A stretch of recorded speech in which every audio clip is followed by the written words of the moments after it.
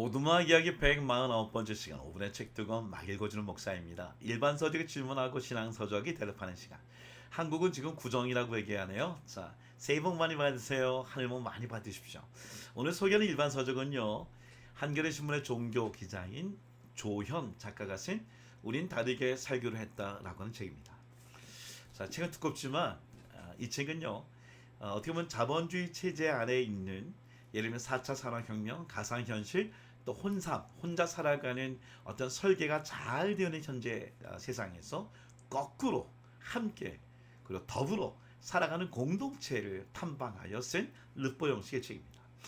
이건 한국에 있는 것뿐만 아니라 일본 또는 태국 또는 심지어 독일, 영국까지 유럽에 있는 공동체 어떻게 한국 공동체의 또는 10년, 20년의 미래의 모습을 볼 수 있는 현재 공동체를 잘 소개하고 있습니다.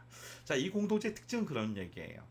예를 들면 마을 공동체가 세워지면 거기에 있는 빈익빈 부익부의 문제가 해결되고 그리고 가치관이 새롭게 변화되고 어떻게 보면 경제적인 문제뿐만 아니라 더불어 삶으로 말미암아 세월호 사건 이후에 특별히 생기는 이 자녀들 어떻게 보면 공부 쪽에 쭉 밀어놓고 그들이 자유롭게 살지 못한 것에 대한 어떤 후회를 가진 부모들이 자유로운 자연 환경 속에서 인격적으로 자녀를 키우는 그런 아름다운 이야기가 아주 기록되어 있어요.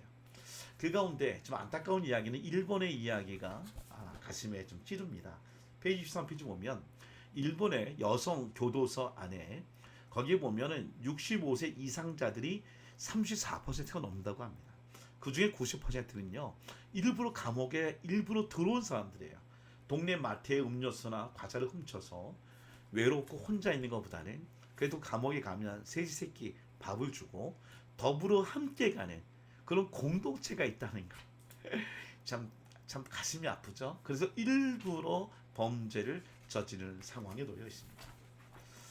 자, 이런 거 마찬가지로 미국에서 발표된 2010년 노벨 경제학상 수상자 앵거스 디턴의 논문의 보고를 보면 인간의 행복이요 7만 5천 불까지 쭉 올라가다가 그 이후로는 돈 이상의 가치의 것으로 우리의 행복이 결정된다고 얘기합니다.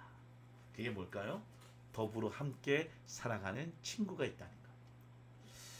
인구 센서스 멜서스나 또는 진화론자 리차드 도키스에 의하면 이게 진화론자 입장이니까요. 인간을 동물처럼 취급해요. 그래서 어떤 식량의 문제가 해결되면 자연적으로 출산율이 높아간다고 얘기하지만 오늘은 어떻습니까? 그렇지 않습니다. 선진국일수록 출산율이 줄어들죠. 그러니까 인간은요 동물 같은 존재가 아니에요. 하나님의 형상으로 지음받은 존재잖아요. 영국 같은 경우는 아예 이 고독을 개인적인 전염병이 아니라 질병으로 규정하고요. 개인적인 불행이 아니라 나라에서 돌봐야 되는 병으로 규정합니다. 지금 이런 시대에 살고 있어요. 여러분, 이런 시대 때에 사람과 사람의 동행도 중요하지만 더 기본적이고 기준적인 것을 제시해주는 책이 있습니다. 바로 토조책인데요. 세상과 충돌하는 책이에요. 위튼 대학에 있는 젊은 청년들에게 11번의 메시지를 증가한 것을 모아놓은 책인데요. 세상과 교회가 어떻게 존재해야 되는지, 세상 사람들을 교회에서 어떻게 섬겨야 되는지 아주 잘 기록되어 있는 것이요. 근데 그 중에 하나, 제가 시간상 하나만 읽으면 이 동행의 조건이라고 하는 글이 있습니다. 성령님과 우리가 동행하려면 이렇게 해야 된다. 아모스서에 있는 3장 3절 말씀을 기본으로 해서 두 사람이 의합하지 못하고 어찌 동행하겠느냐? 그러니까 사람과 사람이 동행하는 것, 어떻게 보면 하나님과 우리가 동행하는 이론을 좀 따른다면 되게 쉽게 이해할 수 있겠죠. 페이지 64페이지.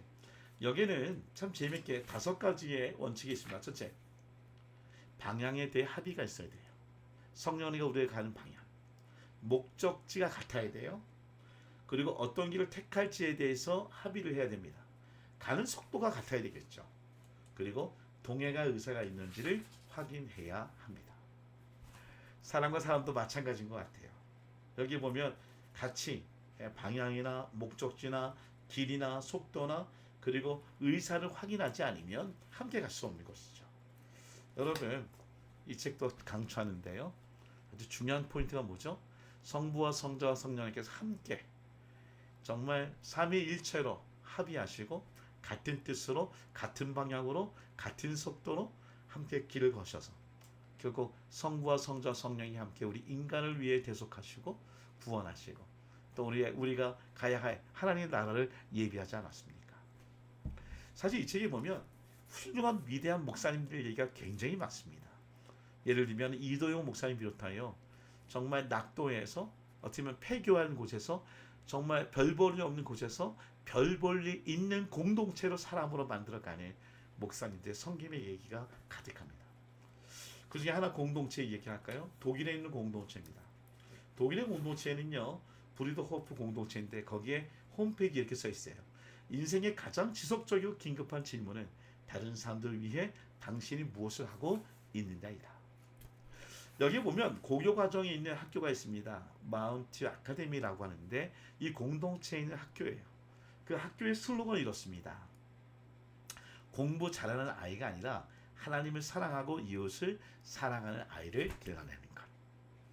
여러분, 오늘 각 교회와 가정이 오늘 마을 공동체처럼 오늘 함께 더불어 사는 그런 어떤 그 방향과 목적과 뜻과 속도와 합의를 이루면 참 좋겠습니다.